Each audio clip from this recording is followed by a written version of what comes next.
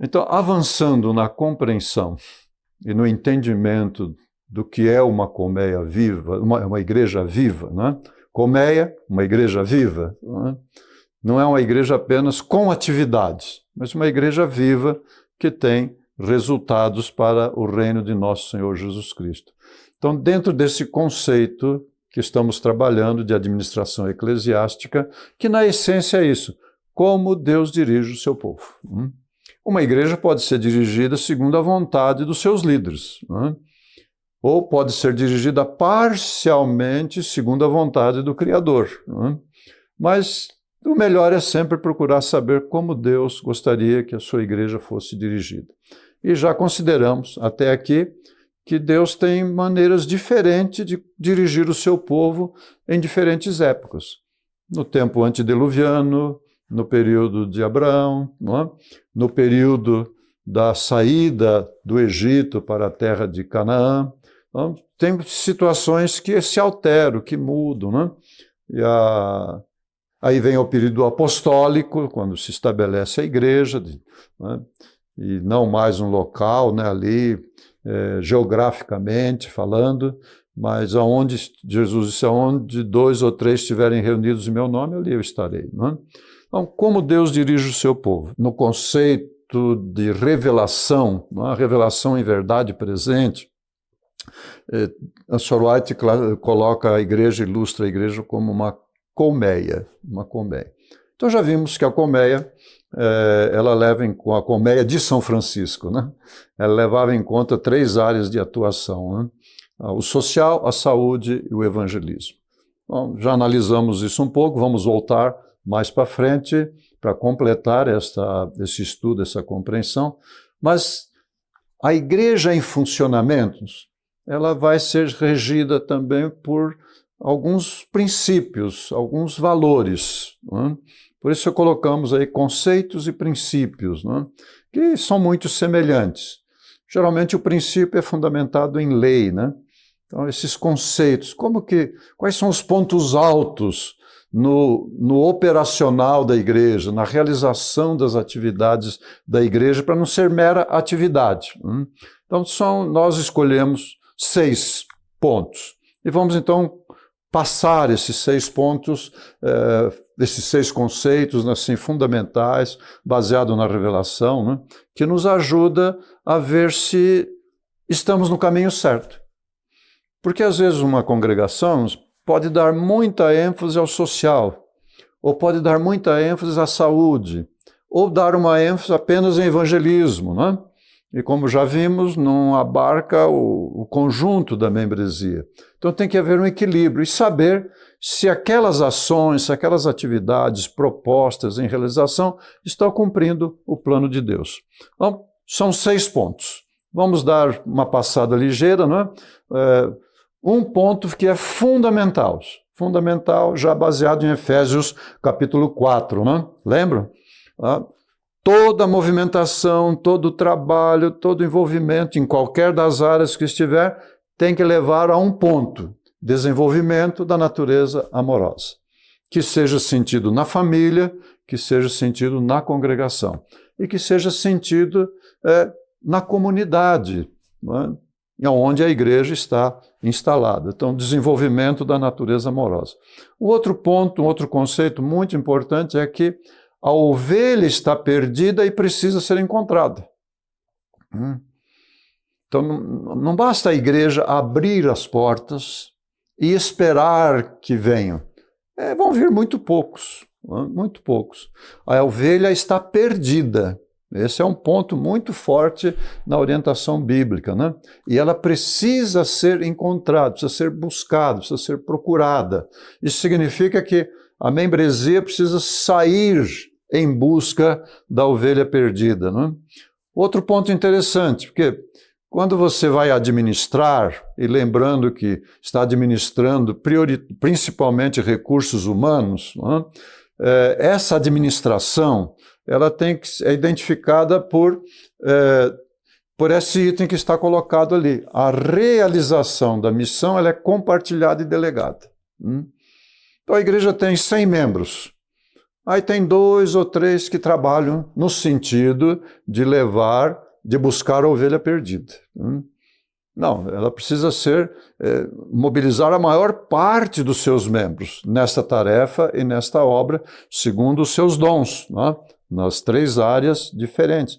Mas ela precisa ser liderada. Ela precisa ser liderada. E como que ela vai ser liderada, né? Liderança significa isso. Tem aí as ações, tem as atividades, tem os treinamentos que vão ser feitos, né? Mas o líder não pode fazer isso sozinho. É a experiência de Moisés, que estava lá cansado, atendendo o povo. Então veio uma orientação inspirada, iluminada pelos céus, né? Olha, assim não dá, assim não vai dar certo, é improdutivo. Vamos dividir o povo e colocar lideranças sobre 1000, sobre 100, sobre 50, sobre 10. Então a realização da missão, ela é compartilhada e é delegada, não é? Uma outra coisa muito importante, o método principal de trabalho é serviço pessoal. Serviço pessoal. Então, 5º ponto. A prioridade das prioridades é o ensino da Bíblia. Que a igreja faça trabalhos sociais, isso é maravilhoso, porque vai envolver um grupo expressivo de membros da igreja. Ela tem atividades na área de saúde, maravilhoso, extraordinário, porque vai ter um bom grupo de pessoas ligado com isso. A igreja tem um programa evangelístico interessante, mas e quando que ele acontece? Uma vez no ano, uma vez cada 2 anos, não é?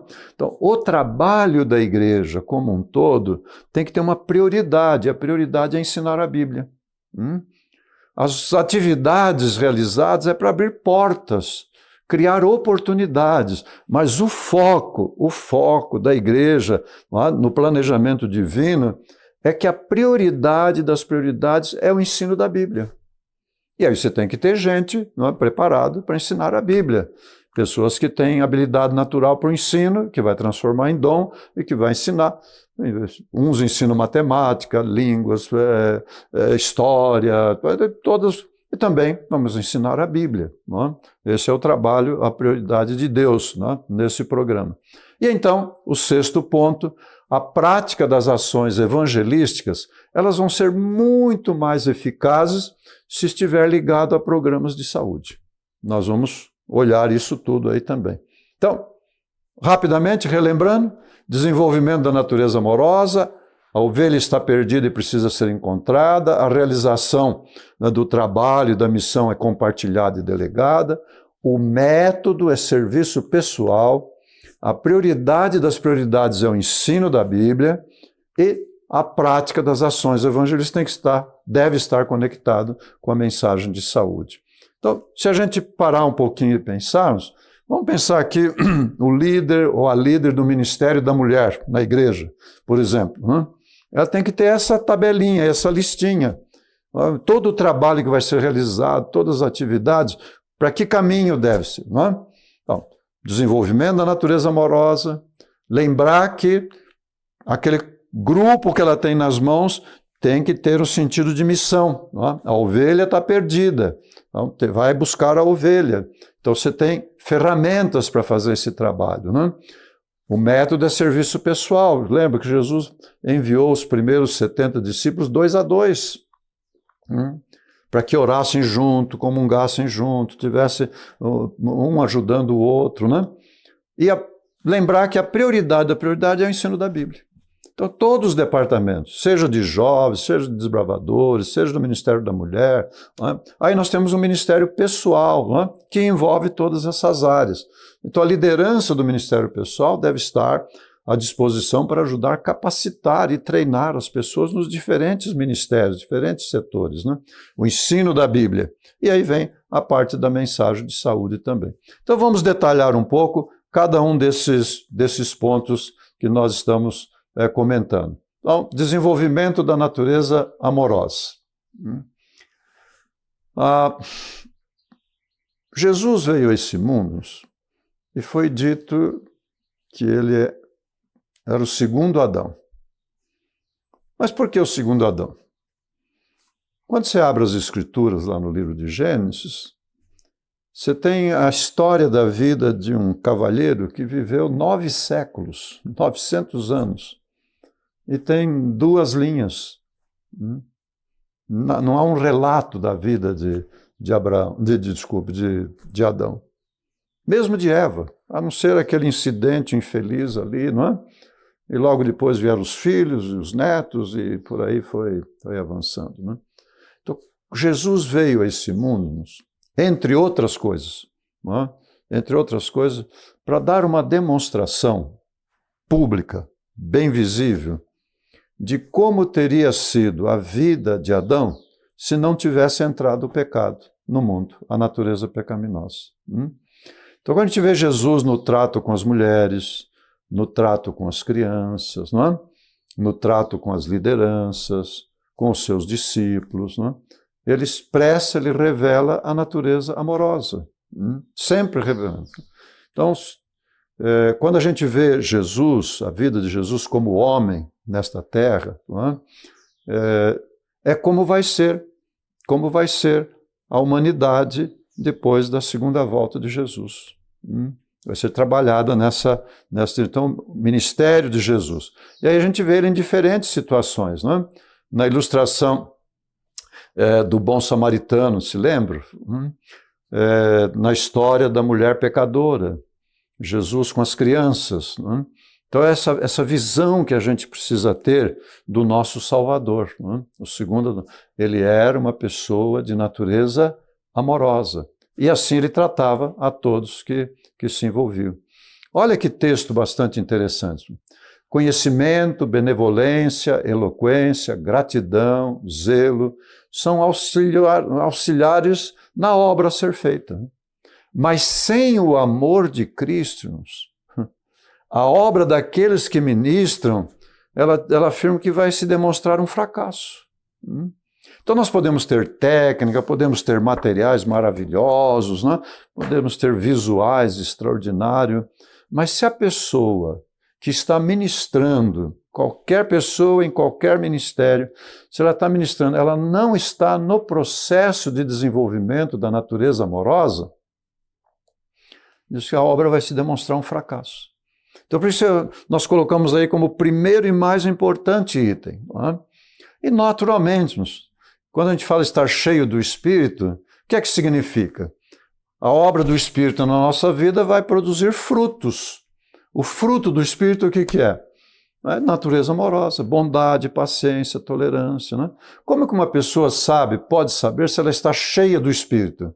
Se ela está demonstrando esses sentimentos, esses princípios, esses valores, não é? Nos seus relacionamentos. De bondade, de paciência, de perdão, de misericórdia, de alegria. Não é? Se não estiver nesse desenvolvimento, muito do ministério feito, das obras realizadas, vai se demonstrar um fracasso. Veja que coisa terrível. Olha esse texto, que estamos falando de evangelismo, né? Igreja preparada para buscar a ovelha perdida. Né?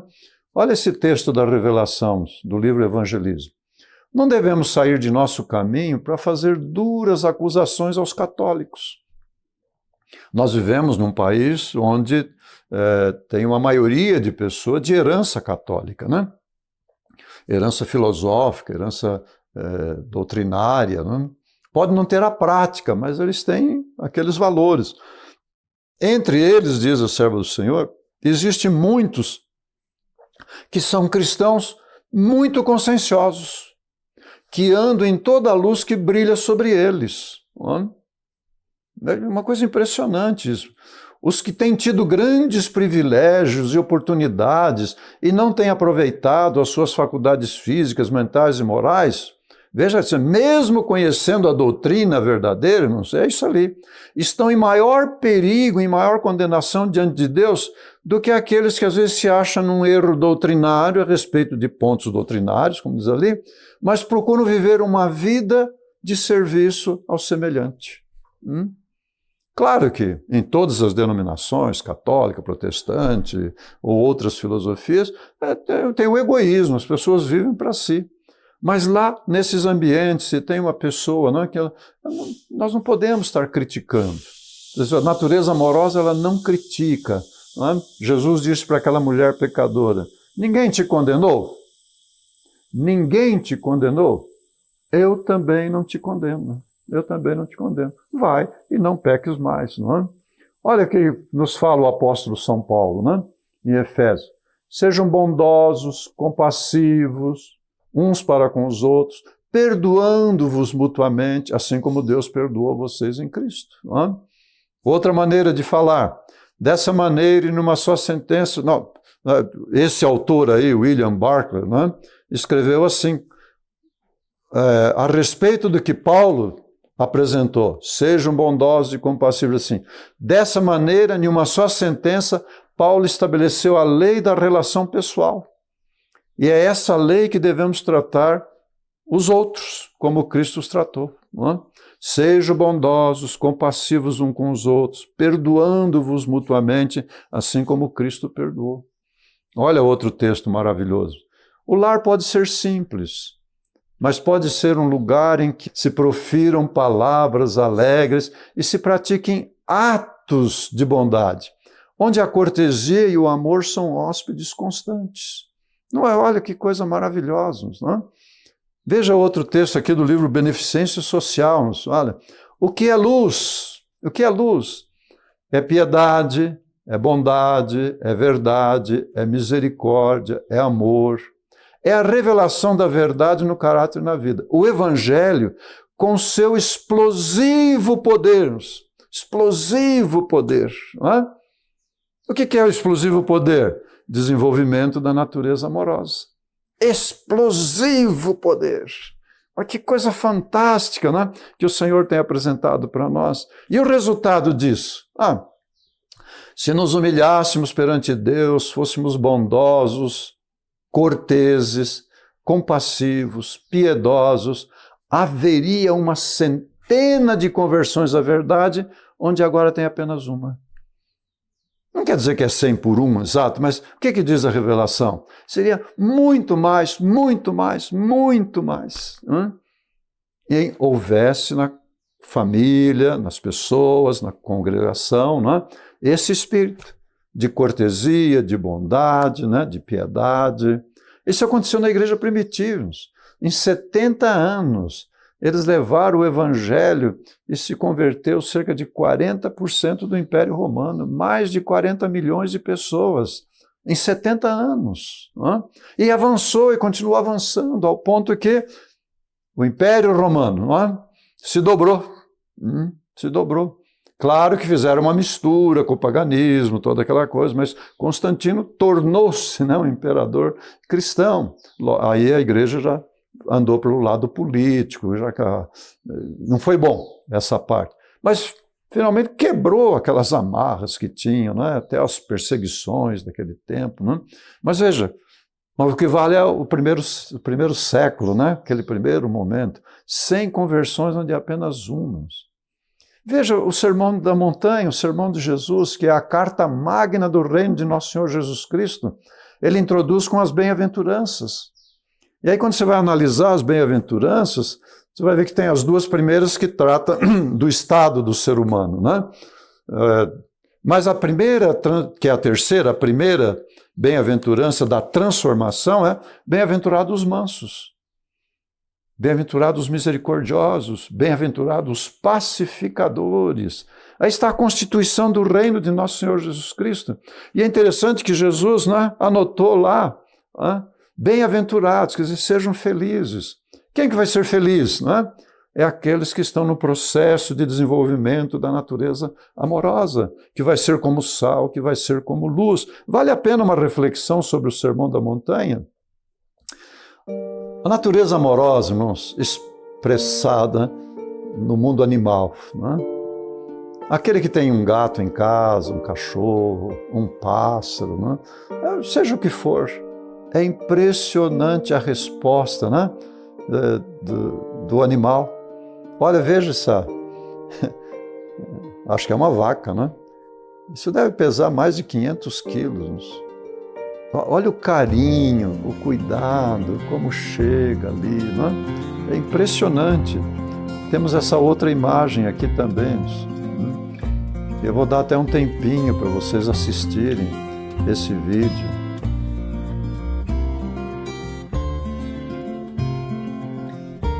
Isso é uma coisa fabulosa, fabulosa, né? E pensar a maneira violenta como tiram a vida desses animais para servir nos restaurantes, nos mercados, nas casas, né? É uma coisa chocante se a gente presta bem atenção, né?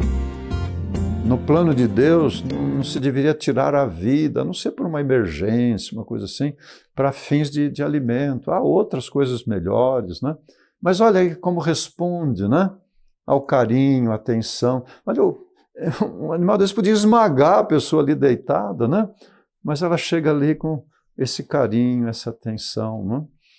Olha que terminamos essa parte aqui do 1 com esse texto maravilhoso aqui.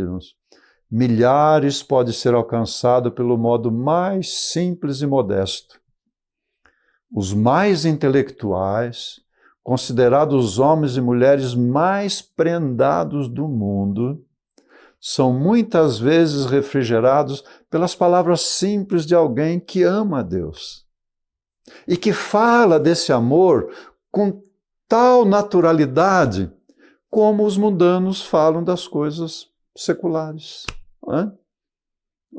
Não é uma coisa que expressa com bastante objetividade isso, não? Por isso que o ponto fundamental, seja no social, seja na saúde, seja no evangelismo, nas diferentes ações, a primeira coisa a acontecer na vida daquele que ministra é o desenvolvimento da natureza amorosa. Desenvolvimento da natureza amorosa. O espírito de perdão, de graça, de misericórdia, refletido na família, com a esposa, com o esposo, com os filhos, com os pais, né? Refletido na comunhão da igreja, refletido no trato da liderança da igreja com a irmandade, né? E vai refletir aonde? No contato com a ovelha perdida. E veja que ela fala que a ovelha perdida não é só aquela simplesinha, aquela humildezinha, mas aquela pessoa culta também, a pessoa não é? Que vivencia um ambiente secularizado, como nós falamos. O toque do amor alcança todos, é a linguagem universal.